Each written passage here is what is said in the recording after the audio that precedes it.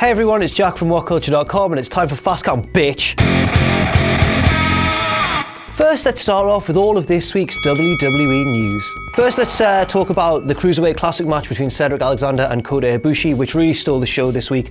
It was a phenomenal encounter. It was really well paced, it was technically superb, it made both men look great, and maybe the most alarming thing about it, it was incredibly stiff. It was the stiffest match I can remember seeing for a long time in WWE. It was so stiff, it was as stiff as Adam Blombier when he gets a new Twitter follower. That's how stiff it was. And then, if you saw the end of the match, you'll know that Kota Ibushi won. He knocked out Cedric Alexander, and then after the show, after the whole wrap up and here's what's coming next week and all of that, then there was footage of Cedric Alexander walking up the ramp, tears in his eyes, the crowd all applauding, saying, please sign Cedric. And then out of nowhere, and I don't think if you watch his reaction that he knew this was going to happen, Triple H walked out from the back, shook his hand, gave a thumbs up to the crowd. So it looks as though we could well be seeing Cedric Alexander in WWE in the future. A nice quick one now, there's been another match confirmed for the SummerSlam card, and it's a title match as well. It's the Club v Tag Team Champions, the New Day, and, well, you know, I asked for it last week, and it looks like the New Day are going to be defending their belts. This could well be the end of their reign. They've held the titles for a long while now, and they've survived several pay-per-views without having to defend the belts, most notably WrestleMania when they lost against the League of Nations. This could well be the end of their run, as, you know, the Club need to look strong. They've been a bit disappointing since teaming up with AJ Styles. He's very much the main man. The Club are more of his lackeys. This could be a really good chance to prove that they are really tough guys as well. And finally, Big Show announced earlier this week that he is going to retire after his match with Shaquille O'Neal at WrestleMania 33, which seems to imply as well that the match is going to happen. So that's a bit of a two birds, one stone situation. In many respects, this is a bit of a sad way for Big Show to go out. It's a big match in terms of mainstream exposure, of course, but it's not really a wrestler's ending, is it? And especially if he goes out in the traditional way and loses.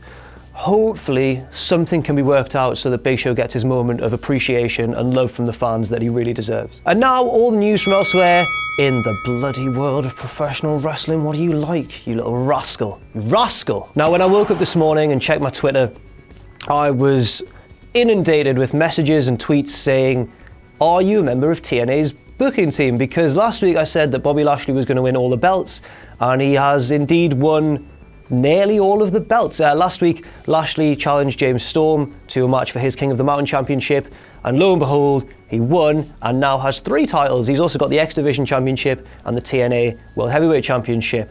Can Bobby Lashley be stopped? Is he the best man in the world? And who on earth is going to end this reign? Nobody. He's going to take the women's, the knockouts and the tag belts as well, and just parade around, and it's going to be brilliant. Also on TNA, you might have noticed the debut of Aaron Rex, aka WWE's Damien Sandow, aka, of course, WCPW's Aaron Stevens. He came out and cut pretty much a shoot promo, running down WWE for all the reasons that we've been waiting for him to say. You know, that they didn't let him get over, that he was too entertaining in the wrong sort of way. But he did seem to imply that he'd be gunning for championships.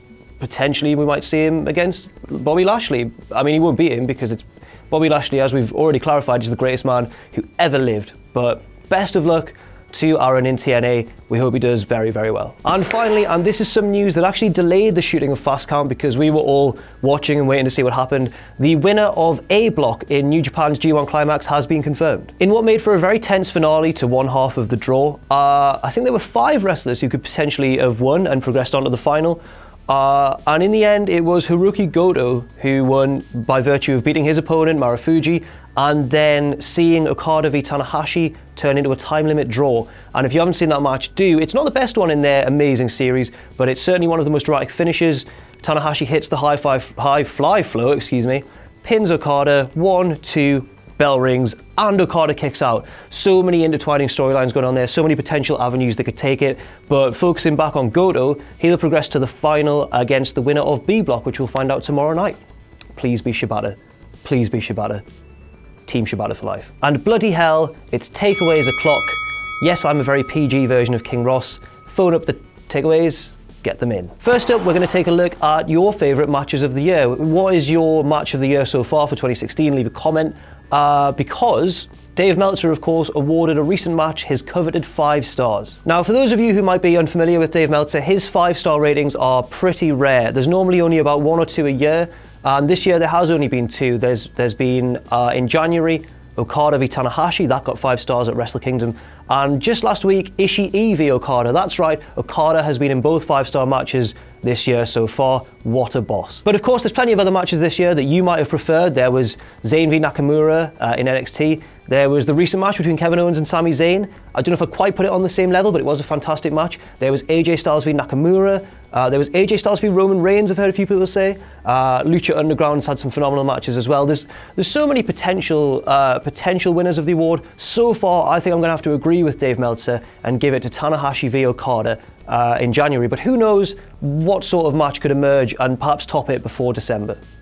January. Next up, where should Ryback go? Because of course his contract with WWE has expired. He is now officially a free agent. The big guy has reportedly been in talks with New Japan. He could well end up in TNA or Lucha Underground. I think all those promotions would happily welcome Ryback in because wherever he goes, a natural storyline follows. Ryback was obviously very dissatisfied with a lot of his time in WWE, particularly towards the end, and he was also very outspoken about this.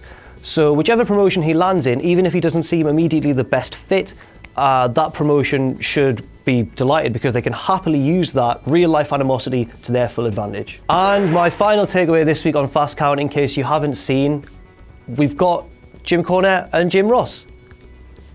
What the f***? They'll be in Newcastle on October the 6th. Do not miss out. Speechless. Absolutely speechless. That's all the time we've got this week on Fast Count. Why do I always clap? I've just noticed that. I do it all the time.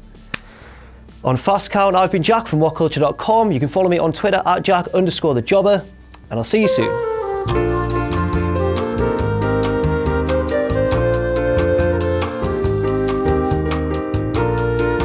Were you one of the unlucky few who couldn't get tickets for July's WCPW tapings? Well, make sure you pick up tickets for August, as they're already extremely limited.